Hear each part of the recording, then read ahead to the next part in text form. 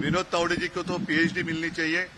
पिछले कुछ दिनों में उनकी तारीफ हो रही है कि कहीं कुछ राज्यों में उन्होंने सरकार गिराई, कुछ राज्यों में उन्होंने बीजेपी की सरकार बनाई, तो उसका क्या राज है वो बात आज सामने आई है। और ये बीजेपी का नोट जिहाद है। पैसा मतलब बांटेंगे, पैसा बांटेंगे और हम जीतेंगे, बांटेंगे और जीतेंगे, ऐसा कुछ लग रहा है। तो इसके ऊपर सख्त से सख्त कार्रवाई होनी चाहिए। अब देखते हैं चुनाव आयोग क्या कर रहा है।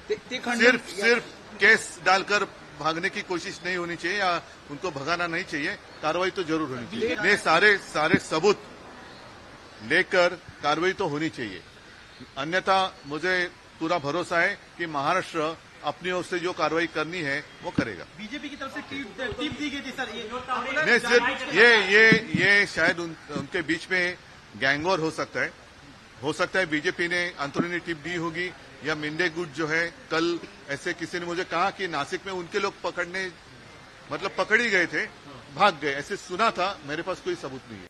नालासोपारा विधानसभा चुनाव क्षेत्र में कार्यकर्ताओं की बैठक चल रही थी। वहां पर चुनाव के दिन की जो आचार संहिता होती है कि जो वोटिंग मशीन है उस पर सील कैसे लगना है, सील आखिर में कैसे होना है, ऑब्जेक्शन अगर लेना है तो क्या करना होता है, ऐसी जो हम 12 बातें बताते हैं वो बताने के लिए मैं पहुंच जाता हूँ। सामने वाले जो पार्टी हमारे मित्र पक्ष है, इतन अप्पा ठाकुर जी है या क्षिति है, उनके कार्यकर्ताओं को लगा के हम पैसे बांट रहे हैं। चुनाव आयोग उसकी इंक्वायरी करे, पुलिस इंक्वायरी करे, सीसीटीवी फुटेज ले तो उसमें वास्तव जो है, मैं तो 40 साल से पार्टी में हूँ, अप्पा ठाकुर मुझे जानते हैं, क्षिति मुझे जानते हैं, सब पार्टी जानती है, तो जो वास्तव है वो सबको पता है। और फिर भी चुनाव आयोग ने निष्पक्ष इंक्वायरी करनी चाहिए, ऐसा मेरा भी आदत है। और एक बड़ी बात यह है कि पूरे चुनाव में सत्ता और संसाधन का दुरुपयोग, सत्ता और संसाधनों का, पैसों का नंगा नाच करते हुए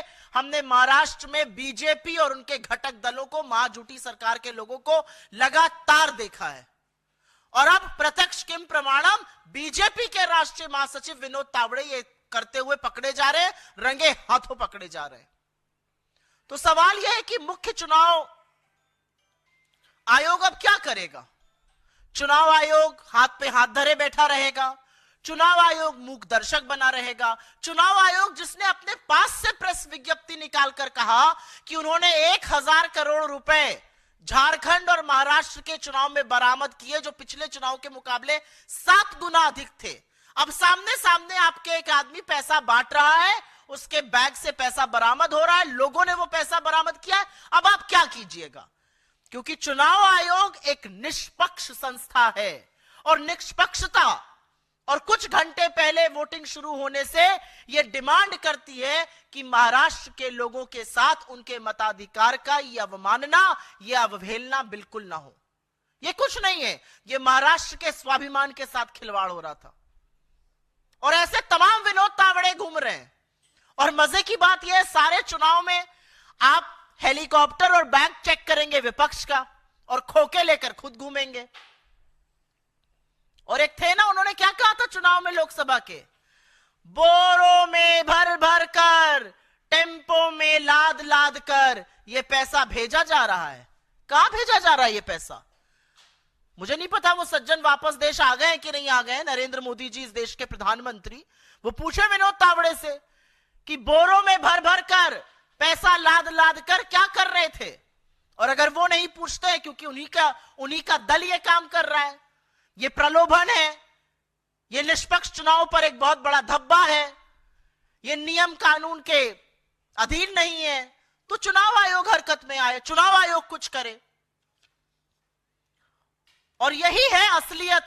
50 करोड़ के खोखे, एकदम ओके की असलियत। यही है महायुति का असली चाल चरित्र और चेहरा। यही है नरेंद्र मोदी, बीजेपी और उनके घटक दलों की असलियत।